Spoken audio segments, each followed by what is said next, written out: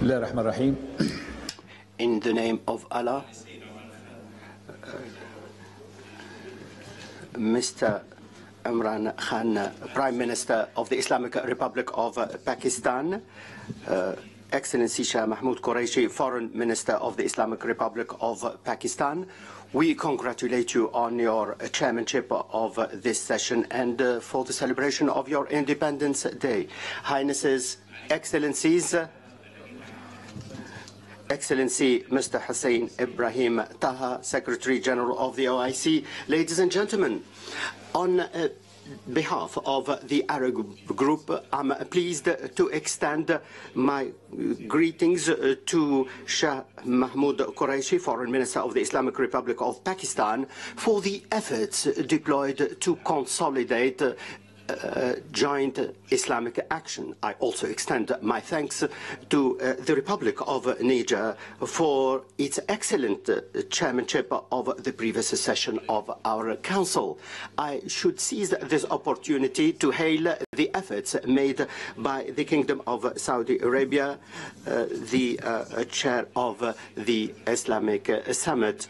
I extend my thanks to Mr. Hussein Ibrahim Taha, the OIC Secretary General, for providing support to Arab states to further enhance the organization. Highnesses, Excellencies, ladies and gentlemen, the holding of this meeting under the motto of building partnerships reaffirms our need as an Islamic group more than ever, our need for having a joint confrontation of the challenges that we are facing as a result of the serious rapid changes in the world and the need to contain them in order to promote peace and security in the world and in our Islamic and Arab region in particular. Our organization has a weight and needs a joint position in order to address the various international and regional issues on the basis of the principles and the values that bring us together and which we share. These require an urgent solution to all the causes on the basis of the same international standards. The Arab Group reiterates the need to identify a political settlement to all the crises witnessed in our region and to make our voice heard and defend our causes in the international arena. This will deal with all the attempts that aim to destabilize our countries. The joint ties between us and our commitment to the values of justice require that we need to fulfill our responsibility to the Palestinian people to end the daily Israeli violation of the rights of Palestinians and the promotion of the settlement policies that will reduce the possibility of peace and reduce tension in the region.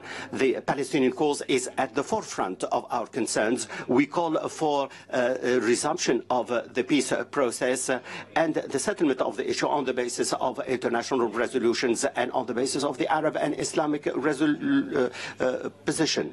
The same applies to Jammu Kashmir. Here we need to implement all the international resolutions. It is a just cause, and there is no doubt about that. The same applies to Yemen, and here we call on Yemen to go for a dialogue to settle the issue. We thank the Kingdom of Saudi Arabia for the valuable efforts in this regard. Terrorism and violent extremism are a common enemy that destabilize our countries.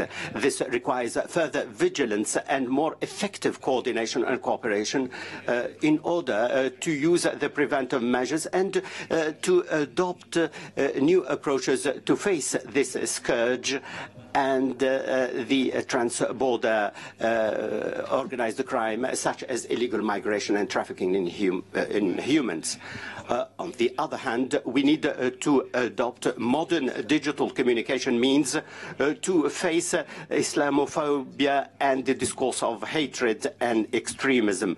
And we need to work together to promote the discourse of tolerance and the acceptance of the other. We need further cooperation among the various partners to convince others about the just cause of our causes and to promote the principles of understanding on the basis of the peaceful cohabitation between peoples.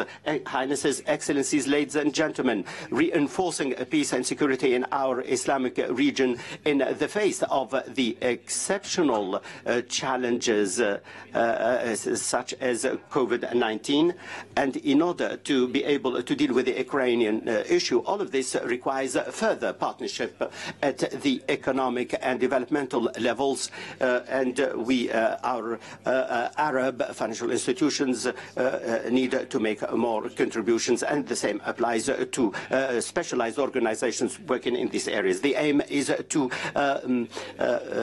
achieve the set objectives, to promote trade in the Islamic world, and to activate tourism, and we need further initiatives to promote our economies, such as the OIC investment initiative.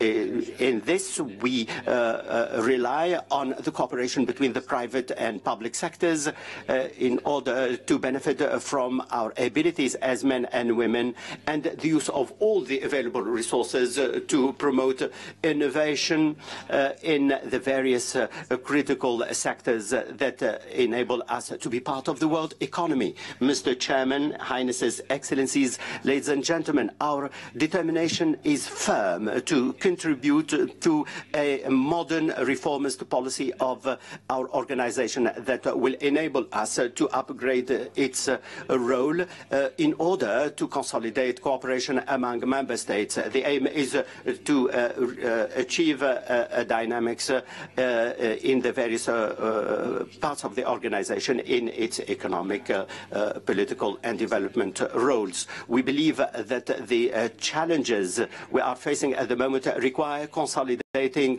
cooperation and consultation. The OIC and the League of Arab States, and we need to open up to other organizations in our region with a view to mobilizing more support to our causes in the international arena on the basis of the principles of the UN Charter and